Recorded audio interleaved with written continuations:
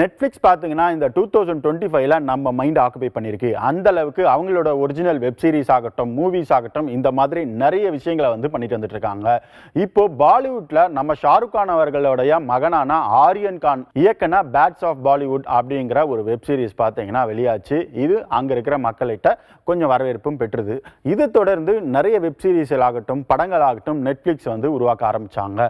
ஆனா இப்ப இவங்களுடைய கவனம் அப்படியே தமிழ் தெலுங்கு பக்கம் திரும்பி இருக்கு. கிட்டத்தட்ட 6 ஒரிஜினல் வெப் சீரிஸ் படங்களாகட்டும் இவங்க கையில் எடுத்திருக்காங்க. இப்போ அதை தான் நம்ம பார்க்க போகிறோம். ஸ்டீஃபன், இந்த ஸ்டீஃபன் பார்த்தீங்கன்னா மிதுன் அப்படின்ற இயக்குனர் இயக்கியிருக்காங்க. அதுக்கப்புறம் கோமதி சங்கர் இதில் லீட் பண்ணியிருக்காங்க.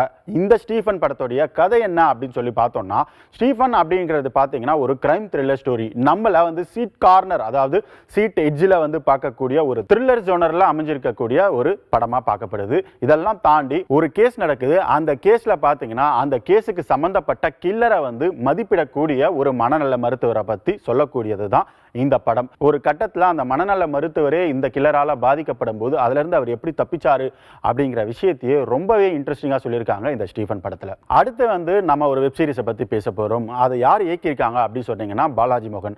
பாலாஜி மோகன் அப்படின்னாவே முழுக்க முழுக்க காதலுக்கு இம்பார்ட்டன்ஸ் கொடுப்பாரு. அதை ரொம்ப அழகாவும் எடுப்பாரு அப்படின்றது நம்ம எல்லாருக்குமே தெரிஞ்ச விஷயம் தான். அந்த வகையில காதல் அப்படின்ற பேர் கொண்ட இந்த வெப் சீரிஸை பார்த்தீங்கன்னா அர்ஜுன் தாஸ் ஒரு பக்கம், ஐஸ்வர்யா லட்சுமி இன்னொரு பக்கம்.